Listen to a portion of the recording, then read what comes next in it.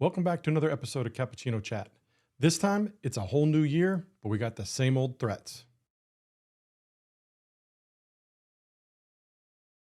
Well, it's a new year, but we have the same threats. And what do I mean by that? Well, things aren't really changing as far as how these threat actors are trying to attack us with the phishing emails and trying to get people to open things and log in and do different things. But what is changing is the fact that they're now using artificial intelligence. So that AI is making things much, much harder for us to spot the fact that they are not legit. So we really need to concentrate on training our employees and ourselves to watch out for what we're doing because it's not as obvious. Like I said before, the grammar is much better. The graphics are better. The email addresses are getting trickier and trickier to spot. We really need to pay attention to those emails that we get from different people, and it may come from legitimate sources. So remember, a lot of times these attackers are using, there may be somebody that you do business with that has been breached and compromised. So therefore they get their email list, they see what's going on. Again, these attackers are not being malicious. They're trying to see what data is there before they do anything. And they're using that data to their advantage to spread to other businesses. So let's say you get invoices or materials from one of your partners, vendors, so on and so forth. You're used to getting things from them.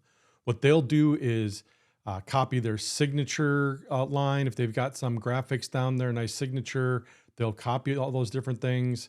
And they'll make it look like it's coming from them. They may send an invoice. Hey, sorry about this.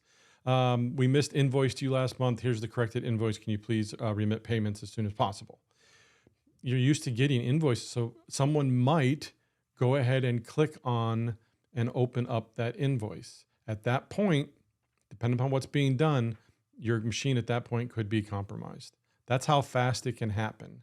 Now, we don't want to punish employees for accidentally doing something. We want them to understand that accidents do happen, but they need to report it immediately. Hey, I think I might have clicked on something that's not legit. Let's do something. Let's talk to our IT guys. Let's call Southwest Networks, have them look at our computer and see what we can do. There are additional layers of security that we can put in place if you've so chosen with like zero trust application whitelisting to prevent even these accidents from happening and being able to do the full payload. Now you might be thinking, why is someone going to be trying to get my data? I don't have anything of value. Well, you do have a lot of data that is valuable. Not only do you have information possibly on your customers and who they are, like I said, correspondence with them, email, right? But you also have information on your employees, so security numbers, addresses, so on and so forth, so they can create false identities. We got tax season coming up, file fake tax refunds and get those. Now we've heard about those in the last, I don't know how many years since before COVID, or especially during COVID, where people were going to file their taxes and finding out, well, somebody had already filed their taxes. So we really got to watch these things and protect both our business, our clients, and our employees from these different things. So if they got into your systems, they could then spread to your customers, vendors, and so forth. And if it's determined that the spread came from you, you could be partially liable, or they could go after your insurance, things of that nature for damages. So we want to make sure we limit that as much as we can. Again, there are no guarantees when it comes to this stuff. As soon as we put something in place, the bad guys find a way around it. But that's not to say you can't do what a reasonable person would be expected to do. A reasonable person nowadays is expected to provide additional security and training to their employees. The application whitelisting is another thing that can really, really help you prevent a lot of these things, where it won't allow these malicious applications to be installed because they're not on the approved list.